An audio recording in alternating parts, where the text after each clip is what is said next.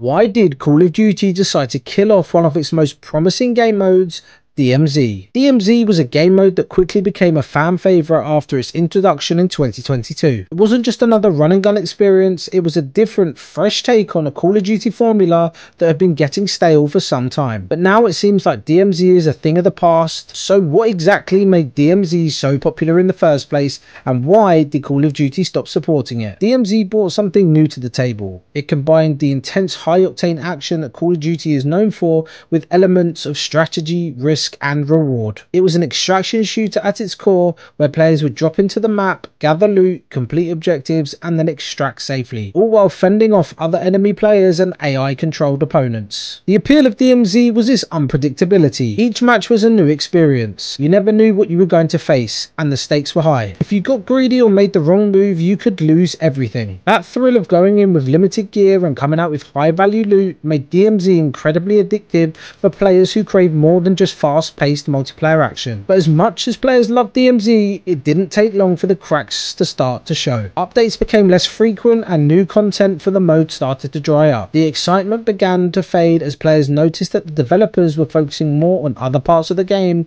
like Warzone and traditional multiplayer modes. So why did Call of Duty stop supporting DMZ? The answer, like most things in the gaming industry, seems to boil down to priorities and resources. Activision likely saw where the money was flowing, and that would have been from their Battle Royale mode Warzone and their core multiplayer modes, which have always been the backbone of the franchise. Warzone, with its massive player base and constant updates, was clearly a cash cow for the franchise, and with the competitive nature of Battle Royale games, Activision knew they had to keep pouring resources into it to maintain its dominance. Unfortunately, that left less room for DMZ, a mode that, while popular, didn't quite capture the same level of attention or revenue. In the end, DMZ was overshadowed. It became a casualty of Call of Duty's shifting focus towards the more lucrative parts of the game. Despite its potential, DMZ was left behind, with only the hardcore fans left laminating its downfall. DMZ was an ambitious experiment, one that many of us hoped would become to evolve and grow. But in the gaming landscape dominated by fast-paced, adrenaline-fueled experiences